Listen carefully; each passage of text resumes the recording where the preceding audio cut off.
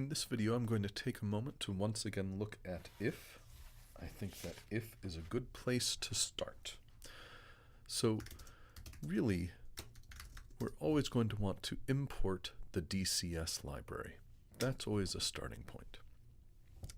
And we know that we're going to have some things we do on the start, and we're going to have some things that happen forever. So it is perfectly acceptable for us to go ahead and put those in at the start so that we remember.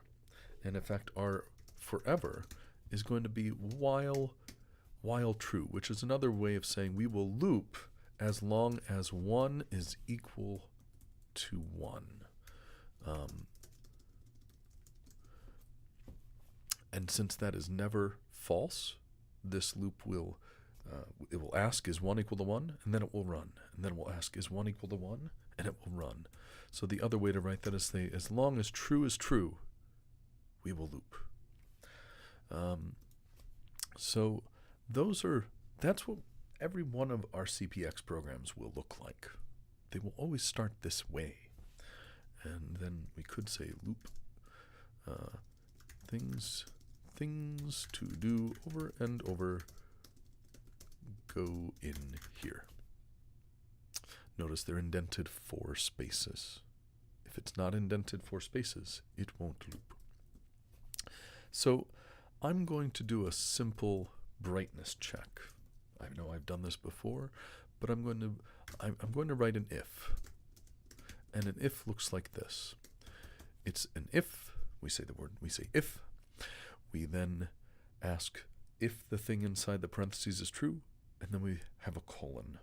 That is the pattern for a Python if. It is true in Python on the CPX. It is true if you are programming on a cluster of machines for Google. And then we indent 4 spaces, and we do all of the things that are indented if the question we asked turns out to be true. And so right in here is the question. So we can ask questions in several ways. We can ask if one thing is equal to another. All right, we have to put 2 values into these spaces. We can ask if one thing is greater than another. We can ask if one thing is greater. We can ask if one thing is less than another. We can also ask if something is less than or equal. We can ask if it is greater than or equal. And here's one. If this is, are these 2 things the same? That's a double equal sign. Notice that. We can also ask, are these 2 things not the same? So let's get started there. I would like to ask a question about the current light level. So I'm going to delete all of this. And really a big question for me always is, what is my sensor doing? So I'm going to say that I have a variable called light reading. I'm going to start off by initializing it to 0. And inside of the loop, I'm going to say that light reading is equal to getLux. And that's in the DCS library. Now, at this point, I can print the light reading. And if I save this as main.py, we can see down, you may have to click the REPL button, and notice it says use Control-D to reload. You may need to hit Control-D. And what I can now do is cast a shadow on my CPX and see what that shadow does to the light reading. So you can see that it's typically around 28 or 29, but when I place my hand over the light sensor, I can get it down to around 8, 7. Okay, so that's interesting. So I can now I think I can work with that and have an if statement.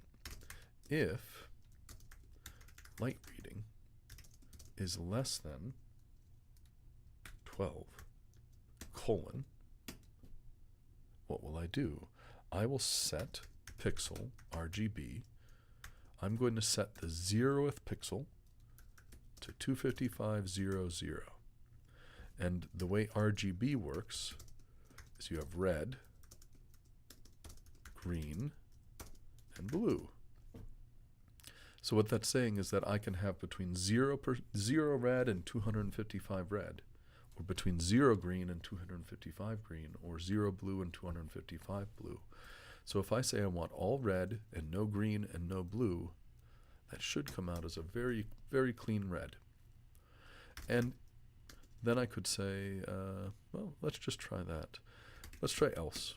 Set pixel RGB. We'll set the 0th pixel, that is the first pixel, to the color green. So if it gets dark, it should turn red, and if it is bright, it should turn green.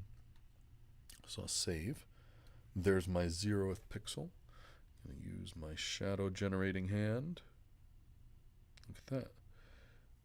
When it gets dark, the pixel turns red. When it's brighter, the pixel is green. I can change my logic, so I say if it is greater than 12, turn red. Otherwise, turn green. I'll do save. And now it's red because it's bright, and it turns green because it's dark. Cool. Here's something interesting. I seem to recall the readings were between roughly 0 and 30. So what if I take the reading and what's 30 times 6? 180. 30 times 7 is 210. Oh, this is crazy. Light reading times 7. So I could say that I want the red intensity to be the light reading times 7, and if it gets dark, I want the light reading times 7 to be the green value.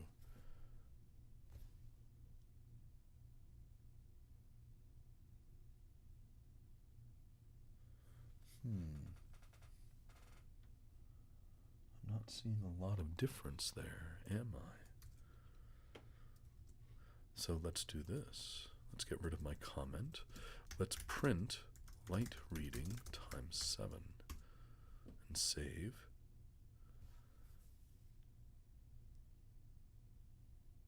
So it's really hard to see that change. I wanted to have some kind of cool fading effect. Well, it was a nice idea, but it just ate up video time.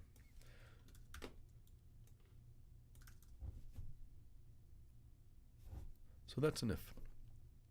I'll do another if in another video with some other kind of sensor.